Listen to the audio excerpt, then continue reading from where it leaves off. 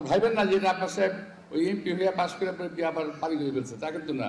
আমার জন্ম কিন্তু শাহজাহানপুরে, আমার বাবার জন্ম শাহজাহানপুরে, আমার দাদার জন্ম শাহজাহানপুরে, আমার সন্তানের জন্য শাহজাহানপুরে। আমরা কিন্তু এখানকার বাসিন্দা। হ্যাঁ, আমার পূর্বপুরুষ একসময় ঢাকা থেকে কিশোরগঞ্জে মাইগ্রেট করেছিল 1857 সালে সিপাহী বিদ্রোহের সময়। এটা হয়তো আপনারা অনেকেই জানেন না, জানার কথাও না, বইও আসে নাই, আমিও বলি নাই, কেউ জানে না।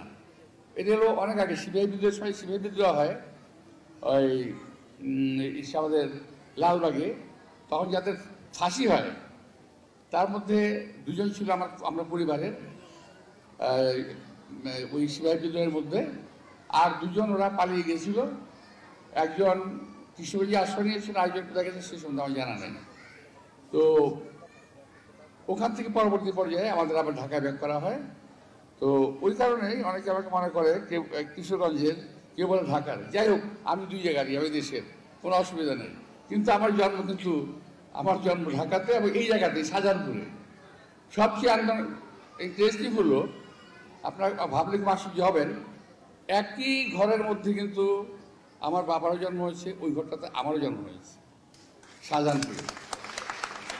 ওই বাড়িটাতে এটা একটা কাকতালীয় বিষয় হতে পারে, কিন্তু এটা বাস্তব। এই শাহজাহানপুরের ওই যে বাসাটা আপনি চেনেন, যদি আপনারা চেনেন আমার বাসাটা, এখন কনস্ট্রাকশন হচ্ছে। আমি আসল বাসাতে সরে পাশে গিয়েছি, অনেক নতুন একটা বিল্ডিং হচ্ছে। আবার ভাইবেন না যে আপনার সাহেব ওই এমপি হয়ে পাশ করে আবার পারি হয়ে ফেলছে, তা কিন্তু না। বাড়িটা 1 বছর আগে শুরু হয়েছে, কাজ শেষ হয়নি, শেষ করার চেষ্টা করতেছি আমি। তো যাই হোক, আমার জন্মস্থান শাহজাহানপুরে, এই জায়গাটা আমরা কারেকশন করে নিলাম।